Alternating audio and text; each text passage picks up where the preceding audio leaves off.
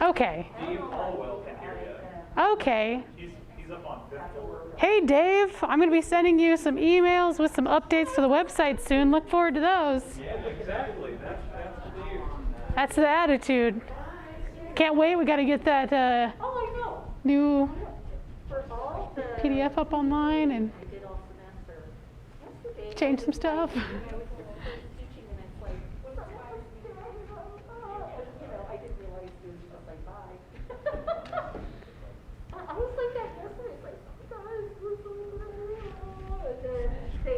All right, we're live. We are. Can I come up here now? Hi, everybody. It's 4:30, so I'm going to go ahead and get this party started. Hi, everyone. Thanks for coming. This is the Illuminations launch. My name is Tammy Zimmer, and I am the current editor of Illuminations. And this is actually the first Illuminations that I've put out all by myself. Thank you. I took over the magazine and started taking it over a couple of years ago under the tutelage of Kim Vonamy, who used to run the magazine, and her help has been really, really awesome throughout producing this magazine. I just want to say a couple words about this edition. It was an interesting challenge taking over a magazine for the first time right before going into lockdown. But we have a magazine, it's out, and it was certainly a labor of love for myself. I do have a couple of people that I wanted to thank today. So first and foremost, Kim Vonamy for her help as I began to take this magazine over. She's been a wealth of knowledge, and her willingness to share that with me to keep this thing going has been absolutely wonderful. The other person who I'd be remiss not to thank is Nathan Comstock. He's the graphic designer. This magazine is beautiful, and it is beautiful due in part, or mostly really, because of Nathan Comstock. So he designs the magazine, helps put it all together, and really I'm just kind of there to guide him. But he chooses the colors and does a great job. This new logo, that was all him. Wonderful work, couldn't do it without him. And then there's other people along the way who have been very helpful. Misty Griggs, David Hollowell, Janine Jewell, Kate Loden, Jennifer Snyder, Jessica Vetter, English instructors who have helped keep this going. All thanks. And then last but not least, it's gonna be really sappy. Are you ready? Thank you to my husband. He's wonderful, and he's here to support me and always supports me when I'm freaking out, because I freak out a lot, and he gets to deal with it, so thanks to him. I wanted to kick it off for readings. I know that there are a couple of people who have stuff in the magazine who may want to kind of hear some things. I've got a couple poems and a couple of pieces of art. So I definitely want to do a reading. But before I do that, I'd like to remind everybody that we are open for volume 23, and you can submit so long as you're faculty, staff, student, current, or graduated. We'll take your work. And we take fiction, nonfiction, poetry, art, digital art, paintings. If you got art that you want to have us photograph, we'll get that done too. And we're going to be open until May 31st. So bring us your stuff. We're happy to look it over and hopefully get you published. Like I said, I want to get us started with the reading. I've got 2 poems in this edition, and I will read one of my poems, and then I'll probably come back and make people listen to me read another poem, because I like the sound of my own voice. This one's called Love Languages. It's in volume 22 on page 62 if you want to follow along. As you can tell, I'm an English teacher, so I'm making sure you all open up your books to page 62. Why, thank you, everyone. It's titled Love Languages. I've been giving new words to love, worried about my own language and where I learned. My mother's love language survival, a stiff upper lip and a way to hide, like an apple under browned under bruised skin. I learned to love the bruised fruit. So that's one of my poems. Thanks, everybody. We are happy to have other people. I know we've got a couple artists in the room. That's awesome. If you want to come talk about your art, that's great. Even if you haven't contributed, if you find a piece that you really like and you'd like to share, I'm happy to have you do that. I'm just going to kind of open it up now for people to share their work or talk about their work. So thanks, everybody, for coming. Do we clap again? Yay!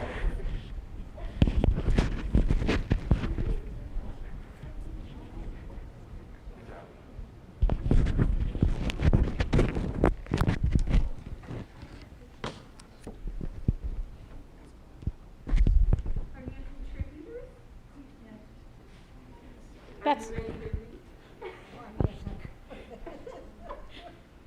Tammy, as people read up there, could they take their masks down just while they read? I think that would be all right as long as everyone else is comfortable. They're within 6 feet.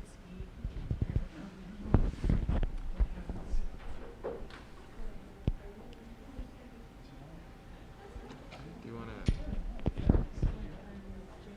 Hey, Luke. Should I leave this on? You Oh, can get it. it's okay. That's fine.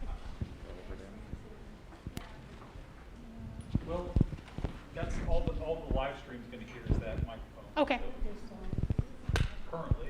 I'm going to leave it up there then, Okay. if that's okay.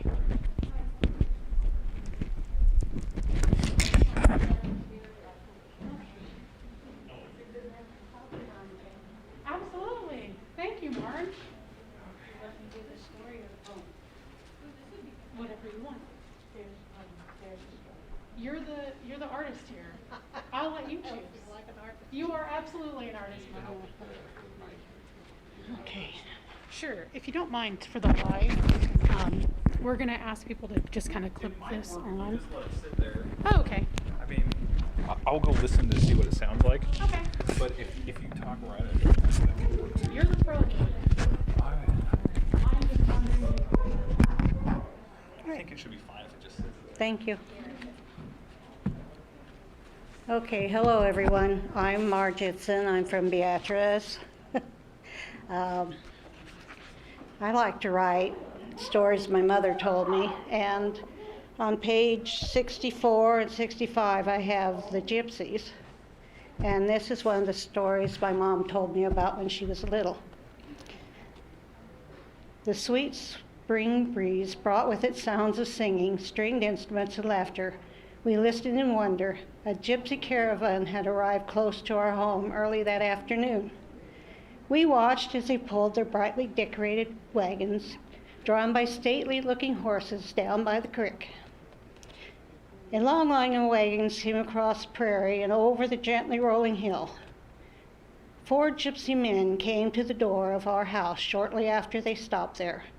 One man knocked loudly on the door. Mom told his children to stay back and stay quiet. She opened the door crack and greeted them. 3 small heads with wide eyes peeked out around the door jamb. The men were cordial and asked politely if they could camp by our creek for the night. Mom said they could. The man said they would be leaving early in the morning, but they were hungry. Could they have some chickens and turkeys to have for their supper? Mom said yes. How many do you want? Or need, I guess. They agreed on a number of each, and the 3 men with the leader went to gather the birds. The lead man thanked Mom and said they would be gone in the morning. Then he too went back to the caravan. Mom made sure we did our evening chores that day, but stayed with us as we did them. She was a little skeptical of the people by the creek. We had cattle, milk cows, horses, pigs, chickens, turkeys, and they all needed to be looked after. There was wood to be chopped and carried in for the cook stove, water to be drawn and brought in for our use that night. There was always plenty to do out there on our ranch.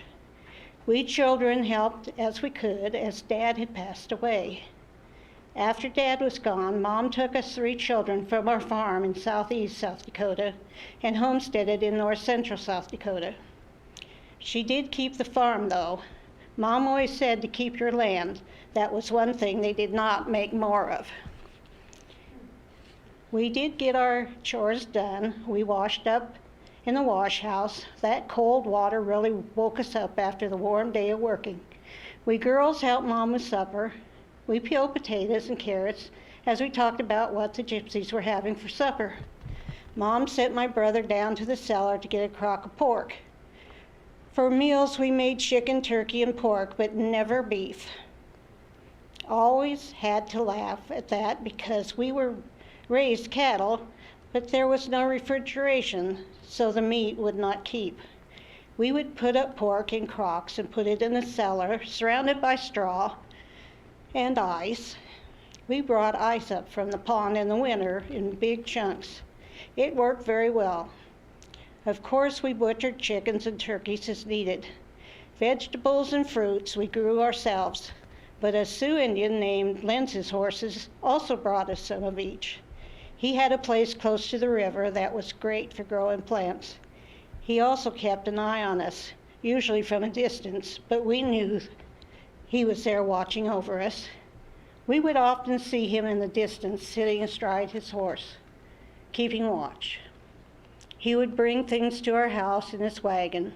He would pull up in his wagon with his wife and children and good things to eat. He would say to Mom, "Cup of coffee be all right," then laugh. He would come in the house, but his wife and children always stayed in the wagon. The evening of the day the gypsies camped by our creek, we heard singing and instruments, laughter and talk. We looked out the side window toward the creek and saw a big bonfire, dancing and merriment. What fun they were having. The next morning, the gypsies had moved on their way, but on the front door, they had left a beautiful scarf for Mom.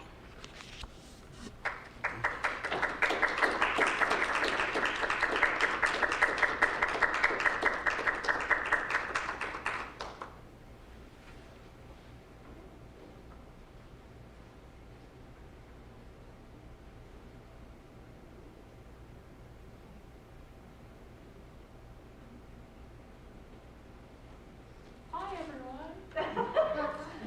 Well, Michaela's got stuff to read, probably. Yes. Do you want to read? I'll wait for a second. Okay. Yes, I will. All right, Michaela's going to read eventually. We can all just hang out. It's really, Well, do you mind if I read something? I will, yeah. Well, no, I don't mind. No, I don't mind. Sorry, that was the wrong answer. There was only one wrong answer and I answered wrong.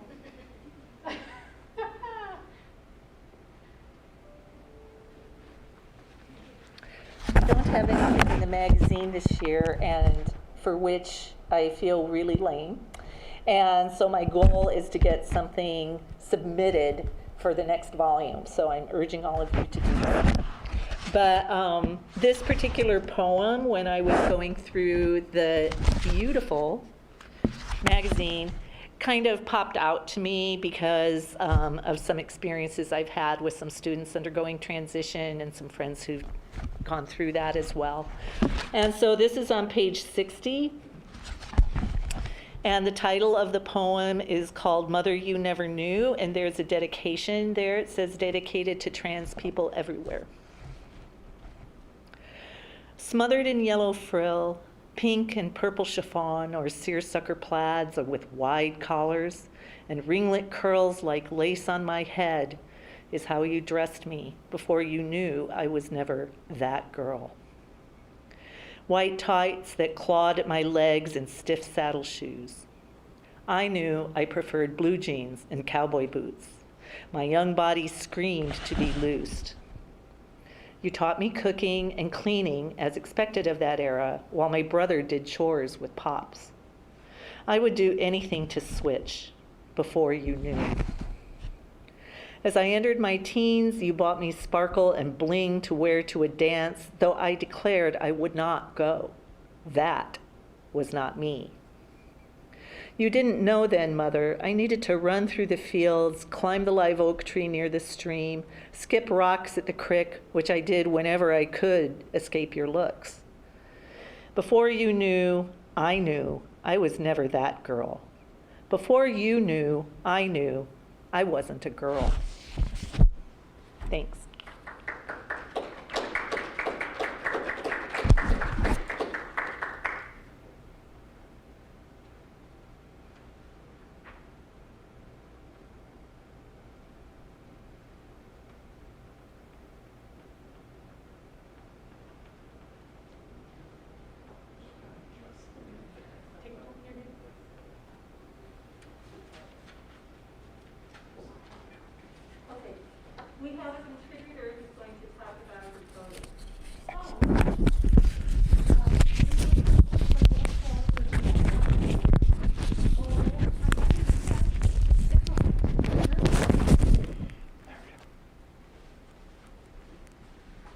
So my name is Patty Haddo, and the photo's on 53, and I submitted two, and well, I submitted several, but two got taken, and it was like the funniest two, I thought, that especially the second one.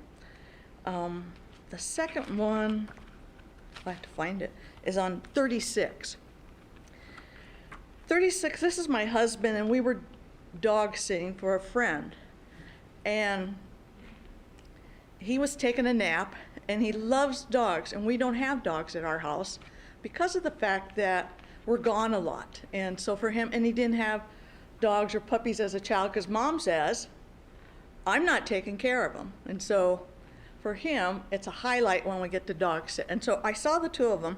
So always the dog had to sit on his lap when they're at our house. And not one, but two, and then we'd always take a picture of them. It's dear to his heart. And so he's sleeping that day, and the dog is just laying there. And so when it got published, then I had to tell him that it was going to be in a book. Then I had to tell my friend her puppy dog was going to be in a book. And so it was kind of fun to me to see that. My other one is the picture of flowers. I love flowers, and I do a lot of roses, and we just moved to a new house 3 years ago, so everything was going to be brand new. So I put it in differently, and with being home this last year, I wasn't sure how things I had put in, the bulbs and things would be coming up. And when I saw them and they were just kind of apart, I thought, it's just like this year. It's social being distant, but yet they're together. And I just had to take that picture. I loved it. And even the dandelion that's in there too. If you can see the little dandelion at the bottom, that's dandelion leaves and a daffodil. And so I just thought, yes, this is truly how it is. There's something that's in the mix that's not right for us this year. But we're keeping our distance, but yet we're together. So I worked at the college, and this was such a neat deal of the college to do for students and staff that it just gives you great pleasure to be able to contribute and to know that you have that talent that you could put out there. And it's a great thing that the students do. So I thank you very much for doing this. So thank you. Thanks for contributing. Mm-hmm. Yeah.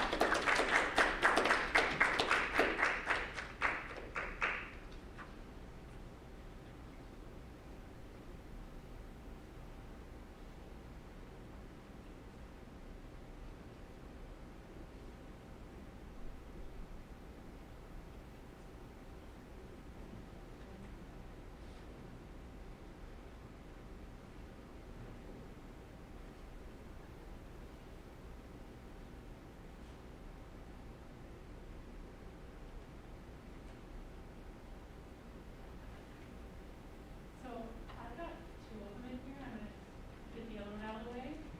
That way no one has to listen to me anymore. Unless, of course, you want me to. I wrote a 110-page not dissertation, thesis. So I could go all day if you need me to. My second one is on page 90. I'm going to actually share another poem of mine, and then there's a poem from a student of mine who is not here today. I don't think she can make it, so I definitely want to share her poem as well. So I'm going to do my second poem, which is titled Ambition. It's on page 90 if you want to follow along.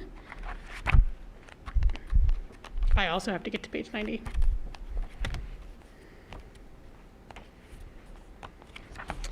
All right, ambition. To leave, to get away from places that made me, to escape poverty and the culture. Men who worked in factories long gone was where I was from. But now me and my colleagues discuss charcuterie boards, full-bodied Bordeaux's. My mom calls. She has shut the curtains so my uncle won't see there's food in the house. She fears he'll break in, and I remember where I am. So that's my poem. Thanks. And not to like spoil the vibes or whatever, but I've already submitted some poems for the next one, so I look forward to next year when I get to make more than just my husband and my mom read my poetry. It's fun. The second one, I had Cecilia Bialis I teach an online poetry writing course, and I oftentimes, throughout the course, encourage my students to submit poems, and Cecilia took me up on that. And one of her poems actually won the prize this year. It's titled Seasonal Affective. It's on page 5. And I love this poem, so you all have to indulge me and listen to me read it. Seasonal Affective, and again, this is by Cecilia Bialis. It is to soak in the sun bath sprawled out, in your swinging hammock, skin cells eager, to brown bountiful rays into melanin, to breeze barely dares to breathe, yet the blossom tree shifts in a gentle sway. Kaleidoscopic sunbursts of magenta, chartreuse, and faded blue bridge the small gulf between lashed lids as your eyes squint in the brightness, dragging the corners of your mouth upward. It is when you can't help but smile at the day as it beams back at you in larkspur skies and sparrow songs that you know. Mother Earth has awakened to stretch her limbs and dress the world in vibrant hues once more, coaxing forth new life and pushing cold and dismal drab gray away from land and soul.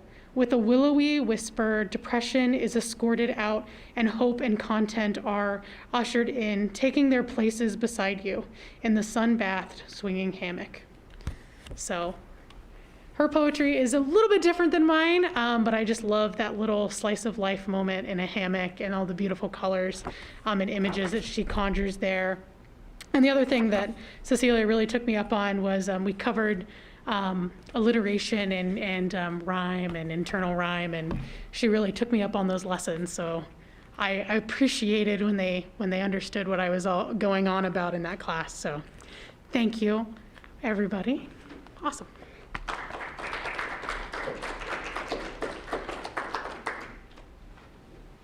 Tammy, could you say a little, like I noticed that is a grand prize winner. Can you say Oh, a of little course. bit about the Illuminations prizes? Yeah. Hi, I'm back. Did anybody miss me? This will just be my tight 5. I'm kidding. You all came here for my stand-up routine, right? Yes. So I did mention that Cecilia Bialis was a prize winner. Every year we give out prizes with a cash prize to students only. So if you're a faculty or staff member, I know my poem was great, but you can't win for, you already get a paycheck, so calm down. But students can win prizes.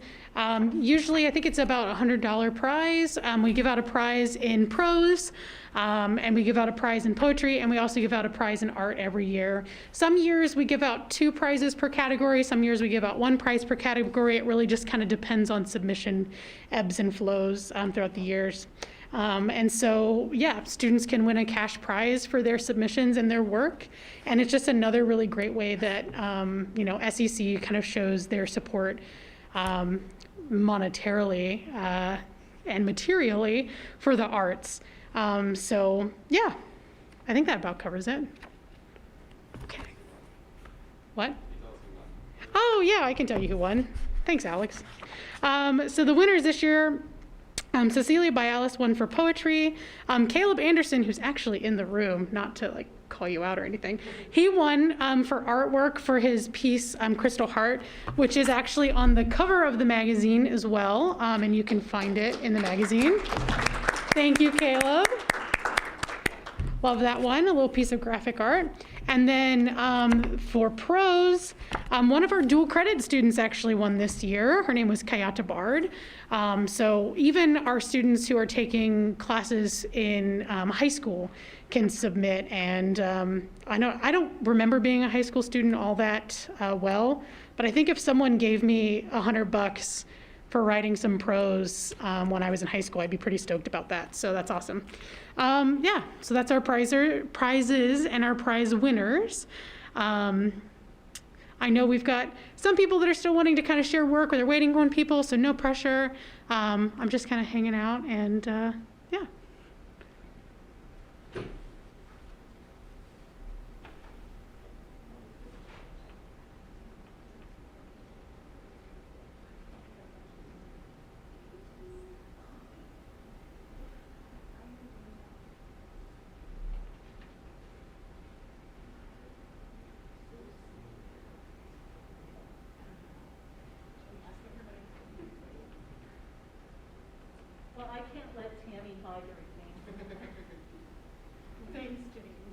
So we've had reading from students and staff, and so I'm an instructor in arts and sciences on the Lincoln campus, and one of our instructors wrote a prose piece. We've been hearing, the Gypsies piece was a prose piece, but maybe a little more prose. So on page 16 is an essay that I really liked when I went through the book the first time by one of our physics and math professors here at SCC. And it's called Window.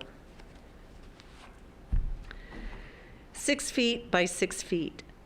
36 square feet, keeping the outside out and the inside in. Sure, there was the vacuum between the double panes of glass to help with the insulation. Minimal heat transfer is what the window guy said. I didn't care. I just wanted my wife to see clearly onto our lawn. I remember saying to my wife, "Freddie, when I retire, our lawn will be pristine, I promise." She was obsessed about having a perfect lawn. I was not. When we bought the house 26 years ago, we put sprinklers in, fertilized, pulled weeds, aerated, seeded, you name it, we did it. But with 3 kids, several puppies, nasty flooding a few years ago, an accidental confusion between fertilizer and grass killer, and an unwelcome woodchuck hole with giant woodchuck included, the perfect lawn was never really in the cards when I also had to work 60 hours most weeks. Retirement finally came last September, and the promise I made to Freddie was finally going to be realized. I made a plan. I read everything I could on the internet. I talked to everyone I knew who knew anything about lawns. I even went down to the Home Depot and asked the knuckleheads there. I spent the better part of the fall and winter planning, preparing, and reading. Although I didn't care about the lawn, she did, and I wanted her to finally be proud of the lawn, even if I could care less about how it looked. As spring came, I got to work, and would you believe, in 2 months, the lawn really looked amazing. No more brown spots. Man, if old Mr. Hentling was still next door, he would have had to eat his words after he told me my lawn would never look good. In his defense, he watched me as I poured the grass killer all over the front lawn, laughing the entire 14 days afterward, as my lawn turned to a ridiculous brown color. Not anymore. Take that, Mr. Hentling. Nope, now my lawn was taking shape, which led to part 2 of my plan, the admiration phase. I wanted a place where we could look out and enjoy the lawn. The sitting room was the perfect spot, but it only had a dinky 2-foot by 3-foot window. So we hired a guy, and he put in a beautiful window looking out onto the lawn. We went down to Al's Furniture and bought new comfy chairs so we could sit by the window and enjoy the view. We even splurged for an electrician to put an outlet into the wall under the window so we could charge our tablets or phones while we admired the lawn. Life was good. Great, really. Then came the call from the doctor. Freddie was sick. There wasn't much time left, apparently. Sometimes these things sneak up on you. Yeah, he had some folksy charm, but maybe a little more bedside manner wouldn't kill him. Ooh, poor choice of words there, I guess.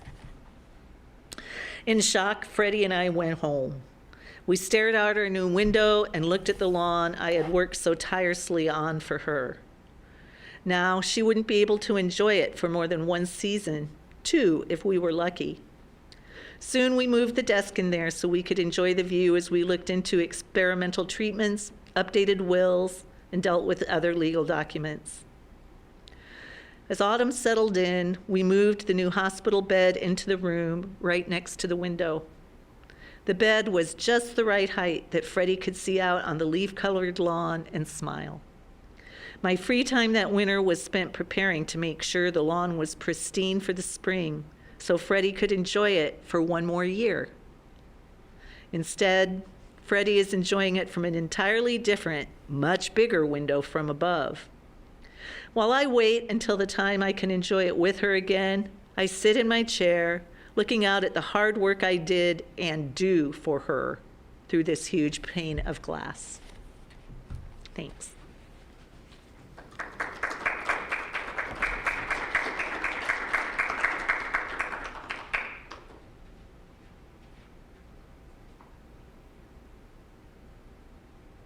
will have anyone who wants to speak.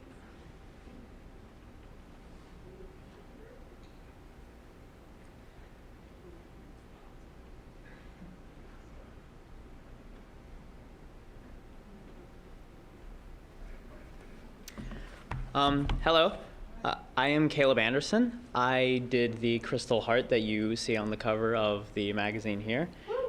Thank you. Thank you. And I just thought I'd talk a little bit about the work and how maybe I'd put it together and maybe perhaps any representation it may have and may be mistakenly understood as. So, of course, you may take a look at it and notice that it's not something it doesn't seem like something I may have painted or drawn with any sort of pencil of any kind. And that is because it is not. It is not something I made on a piece of paper by hand, and instead something I put together through a computer program. It is a three-dimensional piece of art that was made using a program called Blender. And I don't need to go into the specifics of how to use Blender or what it is or where you can find it, but it is a very powerful piece of technology that allows you to make creations like this. And it's being able to make things like this that had even gotten me interested in my program of study. See, I had gone through the computer-aided design and drafting program at SEC, and through that program we use 3D models to create prototypes for different products and such, and do things similar to my current job, such as creating 3D buildings and architecture, and even filling it up with things like lights, ventilation, and plumbing fixtures. So it's because of creating art like this that I even was able to attend SCC, or that I even grew an interest in attending SCC and this program. And when I'd seen Illuminations hung up on, I believe it was the window at the cafeteria, I saw that they're just accepting entries from students. And I thought that was a cool idea. I don't really show people my art very often. I don't really have a way to do that very easily. So, especially since this specific kind of art isn't one you would very intuitively understand. So I thought this would be a great way to try it out and, see what people think of the artwork and, get maybe some sort of a critique about it.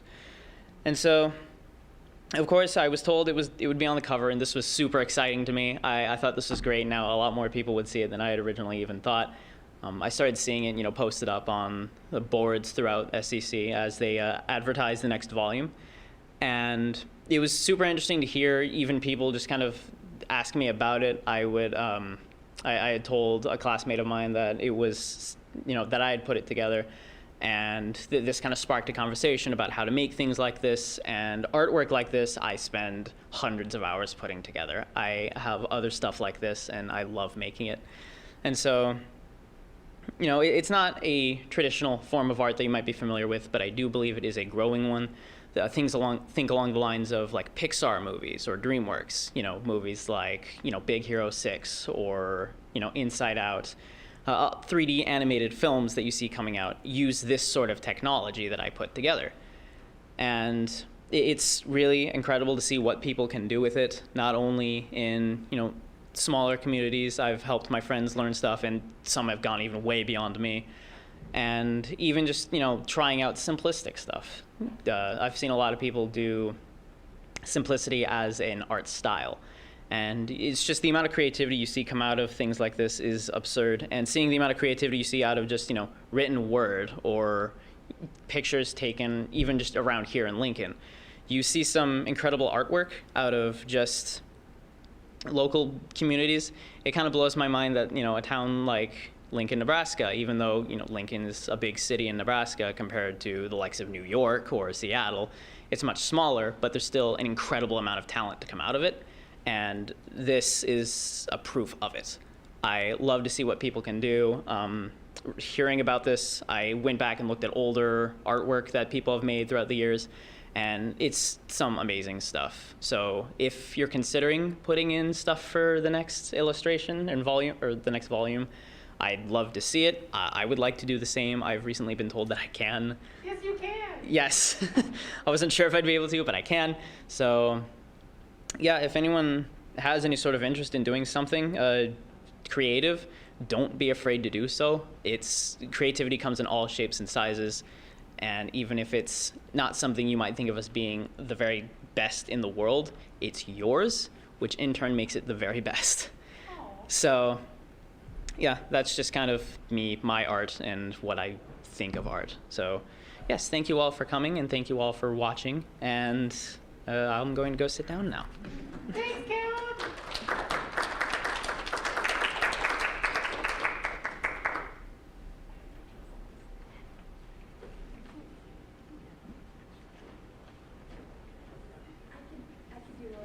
I'm looking at you.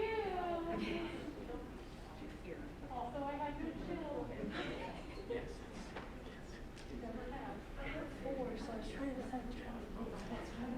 You all four. We love them. Otherwise, they wouldn't be here. And I take this. Okay. Okay. Hi. Hi. My name's Michaela. I would be a student, would be considered. I have a poem on page 73 called The Battle of Anxiety. I tend to do best when my poems are based on emotion or like something that I personally feel deep inside, or, I feel like that's where my best poetry comes from. So this is just kind of like one day I wanted to try and get people to understand what it's like. Because sometimes, it's brushed aside or it's not really taken seriously. And so I wrote this to kind of give people an idea. So sorry if I'm a little shaky. My heart is ramming itself against my ribcage. I've gone deaf from the blood pounding in my ears. Sight claimed as I'm experiencing caffeinated vertigo. With my chest constricted, my lungs can't inflate. Dizziness overtakes me as I spiral out of control. Intense feelings saturate my entire body inside and out. Anxiety is at the forefront of this tumultuous war. Fear accompanies this anxious state as second in command. Bruises form all over my skin from gripping my arms so tight. I'm quaking and shaking, incapable of a logical mindset. Finally, managing to gulp down air is like swallowing a porcupine. There's an immobilizing tension keeping me trapped in this condition. Brain cells are trying to form a thought, but forgot the superglue. It's as if I'm a slave who has hands bound by fear and failure, feet shackled to a concrete block, then into a lake, sinking into oblivion. This constant battle inside me isn't always noticeable, though. In fact, most of the time, I'm the only one who experiences it. But then there are times when I lose the ability to contain the panic. It rises up faster and faster, erupting like a volcano of never-ending lava. Attempting to stop it is like putting my arm in a lion's mouth and asking for it not to be eaten. Seems a waste of time to explain this to you when you could never understand. Don't you dare say you know exactly how I feel, because I promise you don't. All I want is to be free of this debilitating daily suffocation. In the moment, having it brushed aside as drama is the last thing I need. Panic attacks are my reality, constant reminders of never being normal. If I could cut out this cancerous toxicity, I would do so without a second thought. Not having complete control of myself paralyzes me with fear. Severe anxiety is like being cornered in a dark alley with no escape. Appearances can be deceiving since you can't see on the inside. I'm screaming. Help me, please, I yell, but you hear nothing because anxiety soundproofed my body. Freedom is but wishful thinking, or have you not seen the bulletproof glass? Desperation is the long-lost twin that anxiety takes pleasure in goading. Grow up, people say. It can't possibly be that hard. For your information, hard is the level anxiety is always playing at. You say, I don't look anxious, that I must be mistaken. Oh yeah, sure, it's an act, just the role of a lifetime that I never asked for. Peace is obtainable according to you. You jest. I'll never know true serenity. Tell me how to get it through your head that this is no joke. Downplaying what I'm going through just makes you ignorant. Few people can handle my 0 to 100 in a second emotional explosions. How am I supposed to be successful with one hand behind my back? Stop saying things will get better and could always be worse. Things will never get better, and nothing is worse than this. So regardless of the fact that I am no match for myself and the chemicals of my brain, every day that I wake up and get on with life is a triumph. Forgetting anxiety is impossible, for it sets daily reminders to daily disrupt my life. Knowing that at any moment things could take a turn for the worse makes me queasy. While I try to make sure that this nightmare stays mine and mine alone, hoping for anxiety to give up is a laughable concept through and through, because it doesn't own anything white, so it won't ever retreat. Maintaining relationships is difficult when all I do is wait for them to walk away. Truthfully, I have no idea why this is the thorn in my side that keeps drawing blood, saying I'm still here. Honestly, telling you this is how I protect myself, in case you witness my weakness and run the other way. Sooner or later, people disappear when I become too overwhelming or too annoying. Silence now envelops me, all light fading, leaving me at the mercy of my anxiety once again.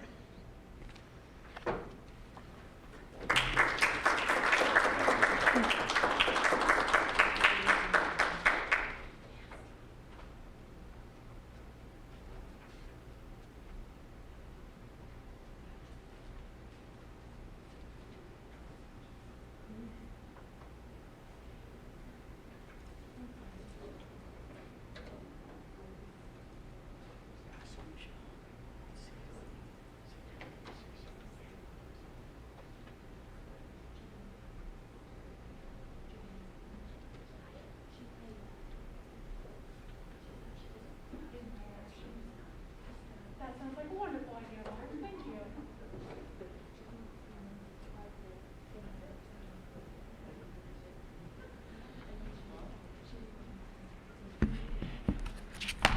Oops. Okay. I have a poem on page 57. My thoughts go out. My thoughts go out like smoky tentacles in wind, searching for someone to share, someone to care. Life may be hard, like sadness or alone times, when nothing seems to go right. So all is bleak. Dark clouds gather, but dark clouds drift away too. And sunlight shines through on us. Happy times come.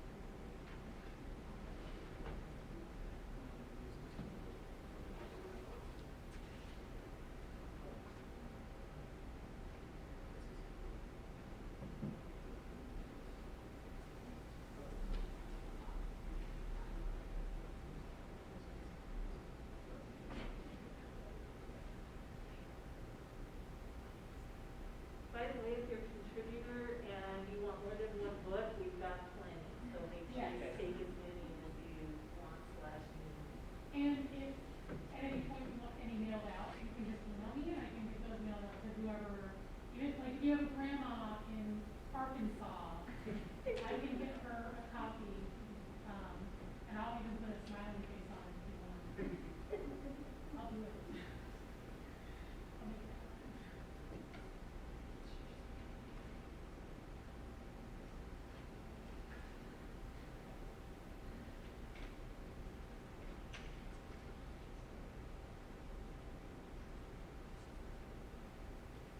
I feel kind of like we're at a Quaker meeting.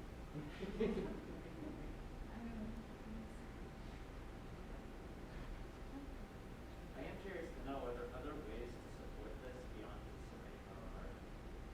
Yes, you could serve, actually, I'll go up there. Okay. I'll go up there. And Hey, it's me again. I know you all missed me so much. Caleb actually asked a question about ways to support the magazine, and I thought that was such a great question. If there's anybody on the live stream that also wants to know ways to support, submitting is obviously number one, and that's probably the least time-consuming thing that you can do. Is sending your work in, and then obviously telling your friends as well. Anybody that you know may be creative, get them to submit as well, and sort of word of mouth goes a long way. Another way, if you're interested, is I'm going to be sending out some emails about this in the coming weeks, is you can serve on the scoring committee, or basically kind of like the you kind of help us select what goes into the magazine. I'm the editor, but I'm not on like a power trip about it. So it's sort of like it's a collective. There's a scoring process, and you can score in whatever categories you feel most comfortable. So if you are a poet and really you only want to read in the poetry category, I leave it completely open so that you can just score in poetry, or you can score in just prose, or you can score in art and poetry and prose, whatever you're most comfortable with. And that's pretty easy to do on just a slide. And that's kind of the main ways to get involved. But you know, if you want to get even more involved, I'm sure I can find some work for you to do. We have people on every campus that put the books out and things like that. So I think we're pretty well covered. But if you wanted to serve on the editorial committee, that's the technical term. That would be another way to support the magazine. Yeah, and tell your friends. Yeah.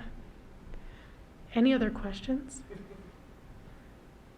So what about like financially?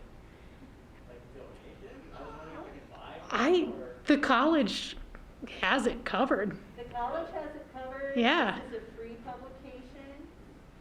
So it's, it's free to not only people at SEC, but the public. I know, many years ago now, we had a public reading downtown and brought books and handed them out. Yeah. So, yeah, thank you for your generosity, but we don't need it. Yeah. Yeah. So the question was if we could financially support. The college has you covered, but I'm sure that there are other places that could use your money, like a food bank. Yes. Do that. That would be cool. But the college covers all of the cost of this.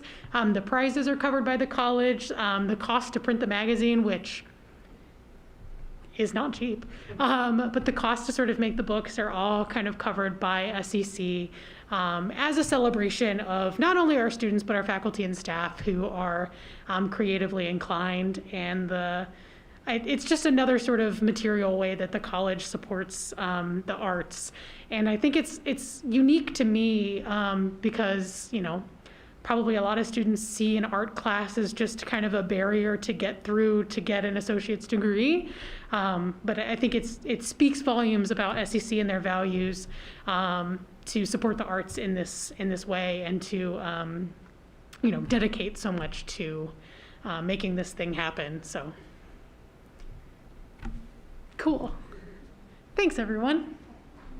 Happy to answer any other questions. You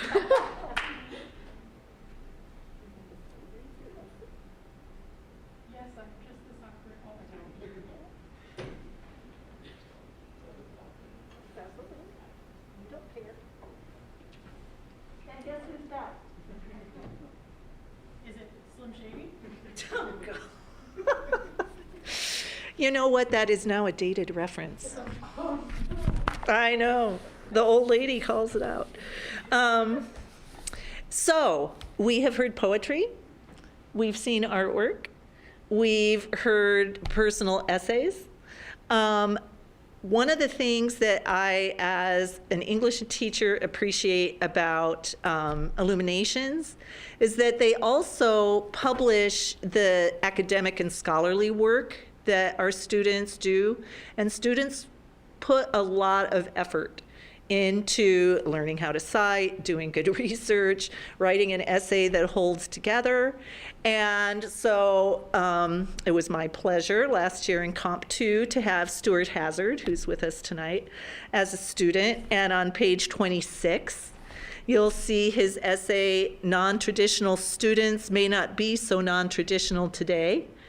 And my recollection, now that I've talked to Stuart a little, is that I teach Comp 2, which is a course in argument, but I like to frame it as public conversations. And students had to think of a term that they thought needed either a new definition or a challenge to the existing definition. Does that sound about right? And Stuart picked non-traditional student. And since Stuart explains pretty well in the essay what a non-traditional student is, I will just read. The term non-traditional student may bring many definitions to mind. That is likely because there are many criteria for what constitutes a non-traditional student. Today's current college campuses hold students of diverse backgrounds. While the term non-traditional student may have been accurate in the mid-1900s, the population of college students today consists of a wider assortment of individuals.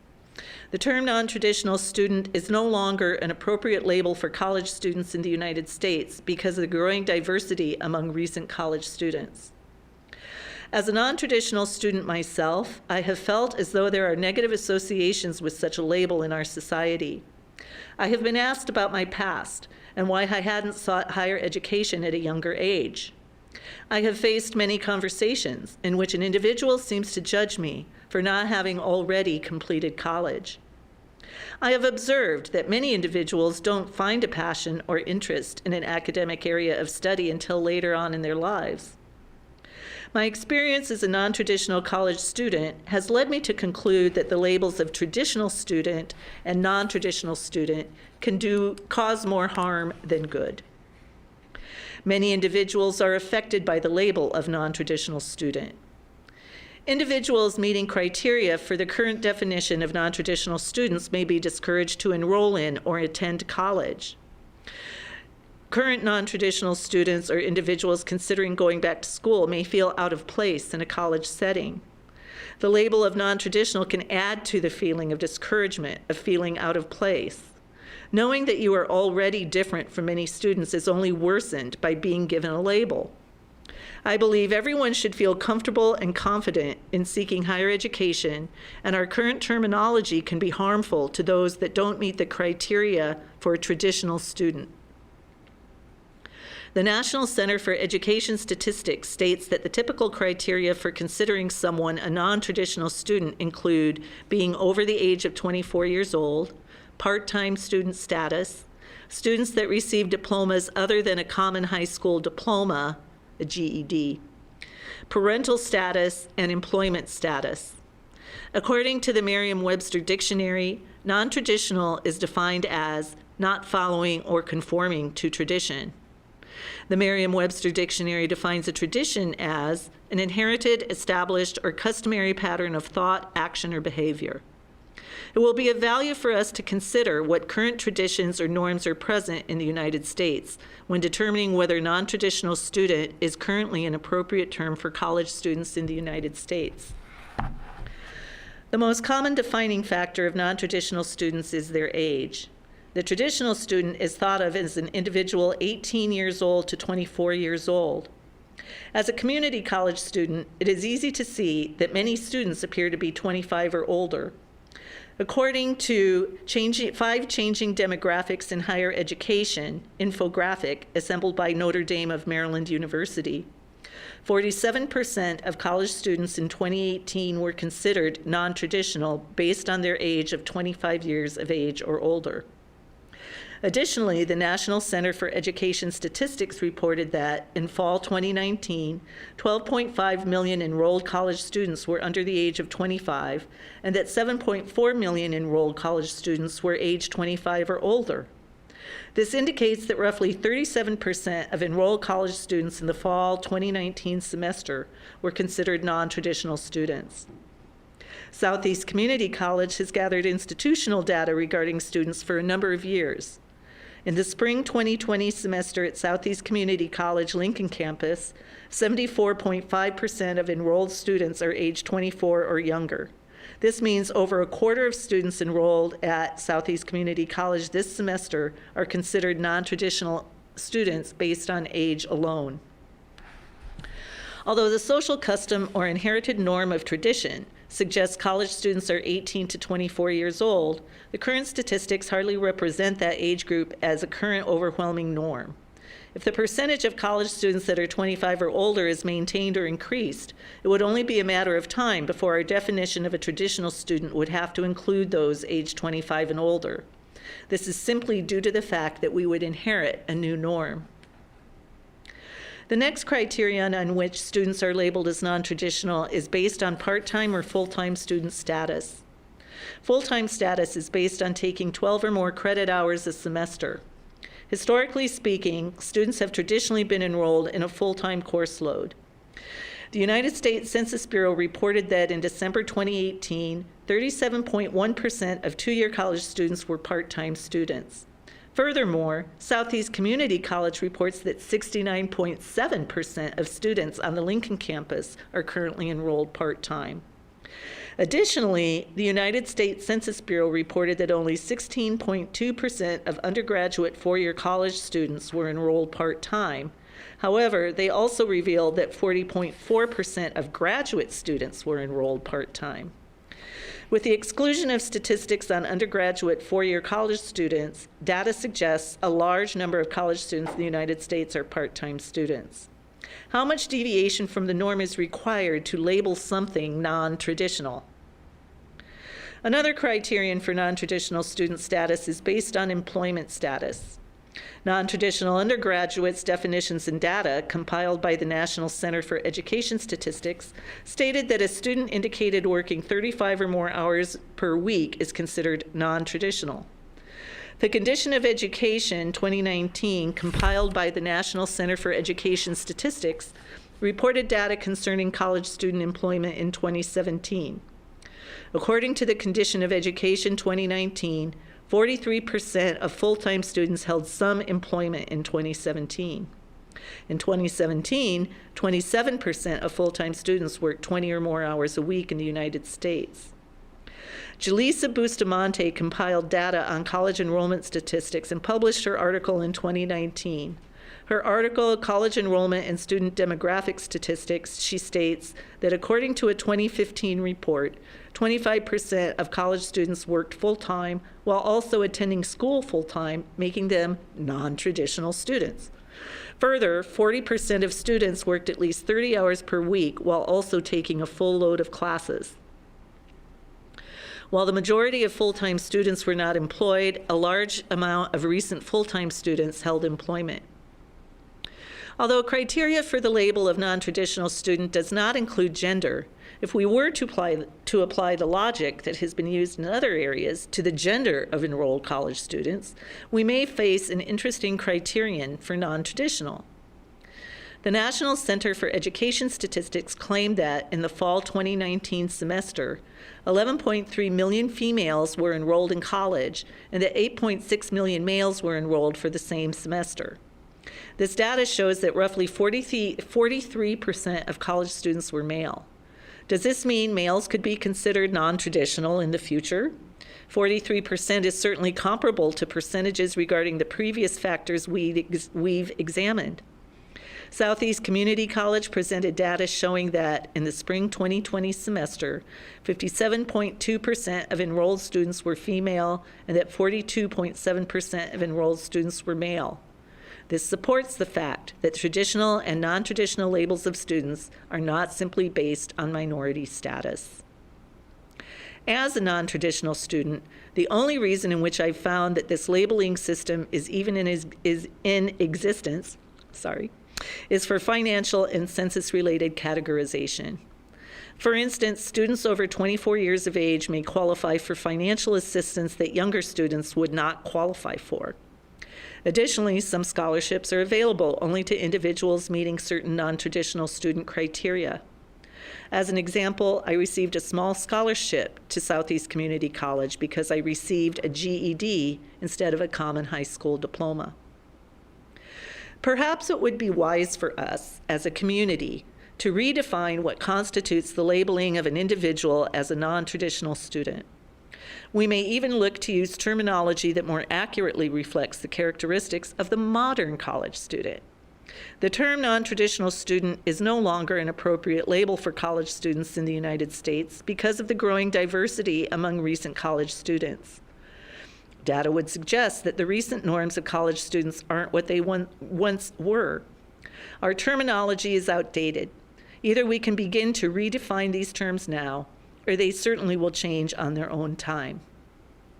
The trends of college student characteristics imply that there is a new norm and there will be a new view of what a traditional and non-traditional student are. Thanks. Thank you, Stuart. There's Stuart.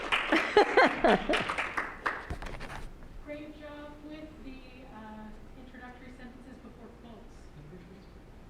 Yeah, we love a signal phrase.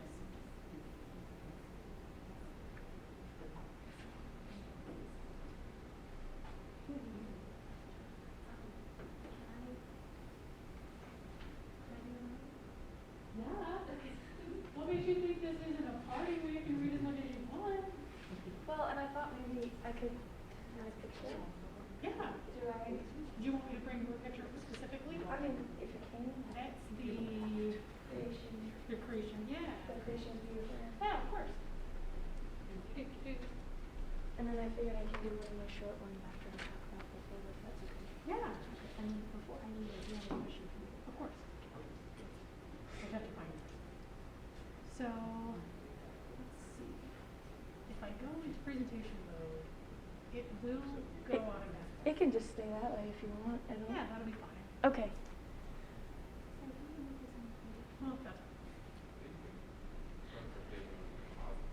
how? Well, Alex.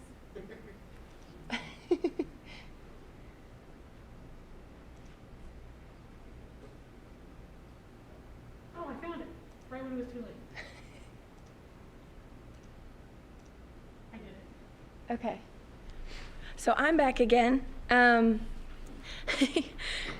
So actually, I'm gonna admit that I took this. I was driving, and I'm ashamed of that part. But I did a clip like this, just kind of out my window, which last year is actually how I got my one from last year. And I told people about that, and they were like, "No, there's the one last year. Like, it's got to be a filter on it." No, I just took it out the window. I love living in this state so much, and I find so many people I've talked to, they can't wait to get out of Nebraska.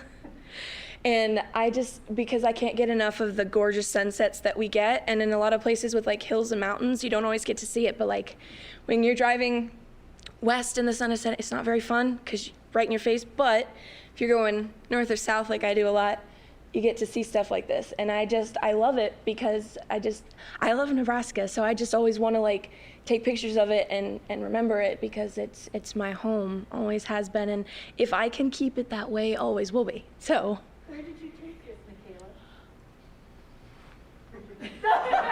Besides out your window. On a highway.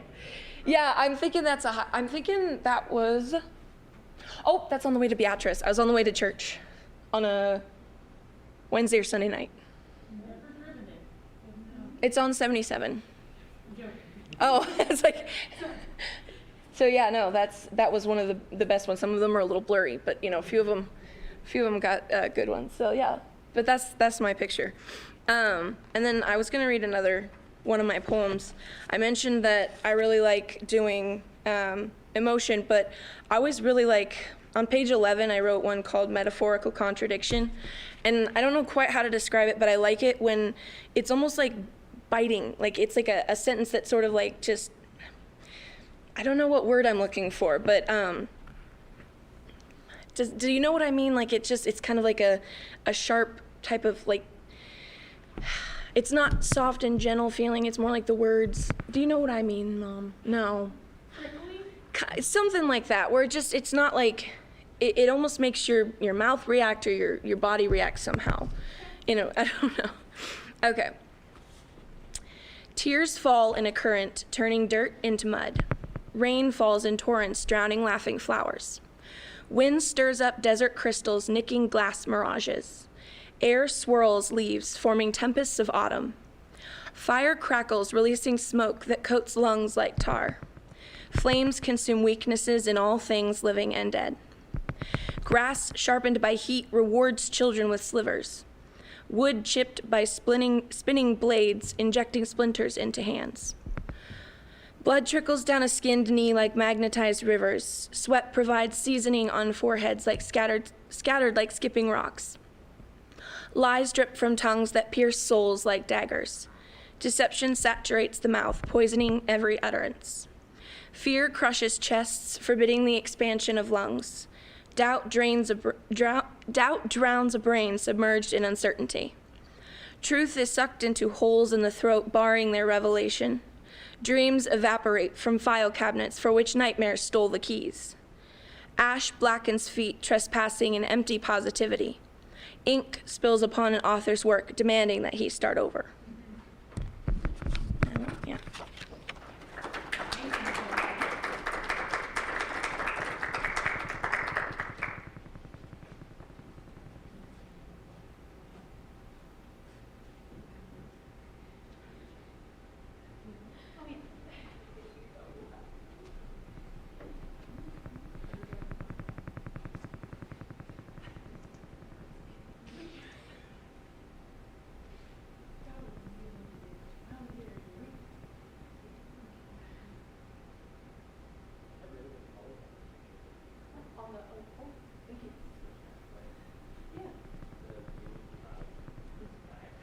All right, everybody. Oh, I don't feel like, is it on?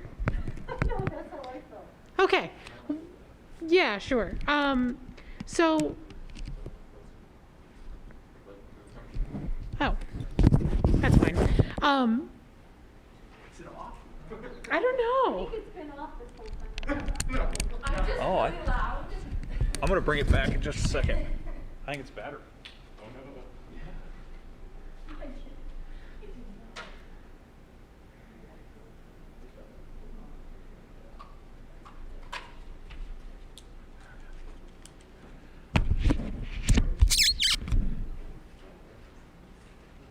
All right, well, I'm going to go ahead and, now I'm definitely,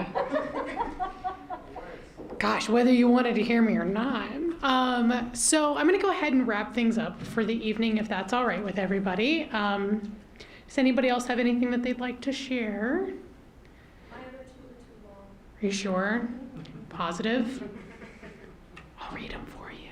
I would read them, my voice is, people have to listen to it. Okay. Well, I'm going to wrap things up. I've really, really had a great time with you guys. I'll be honest, I'm an anxious mess, and my husband's been dealing with it all day today. He's a saint. But I was very nervous about how this was going to go with the pandemic and everything, and I'm so happy that we had people show up, and it's meant, I'm such a sap, but it's meant so much to me that you guys were here to support this magazine. It's definitely a labor of love,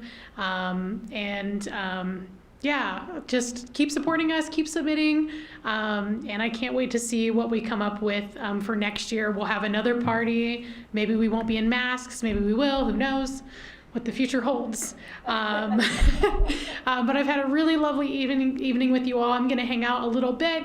We've got extra snacks if you want to take any snacks home. We've got extra books if you want to take any extra books, extra gift bags. I'm trying to get rid of this stuff. Extra Mardi Gras beads, which are on theme somehow, I'm not sure. It's a party beads. Yeah, it's there.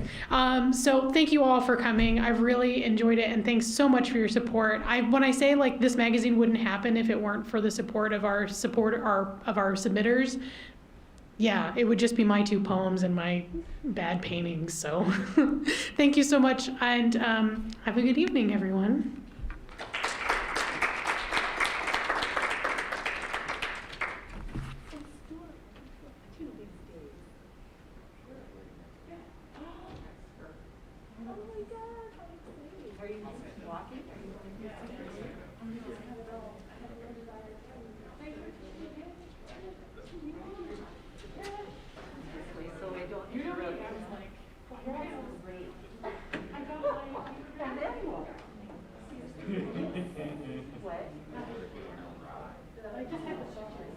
So, I may or may not be D as opposed to G.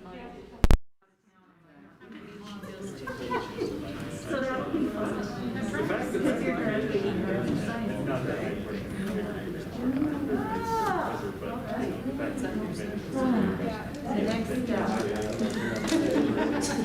you wrote that other essay about transport, multi-habits with whatever your last is.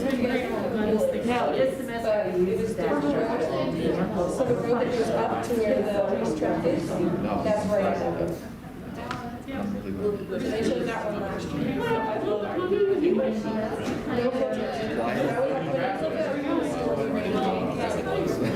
I know, right? That was a good class. I was really sad that I didn't change it. And it almost, it doesn't look black and white, it looks at and this was another. And claw. This semester I did that.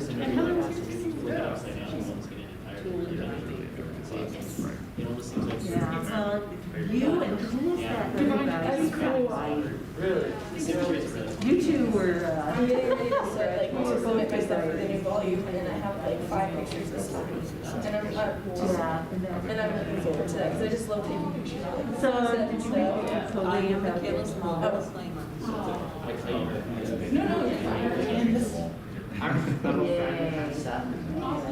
Did you, I always think of this because we found out on Friday that we were gonna have spring break. I do have that.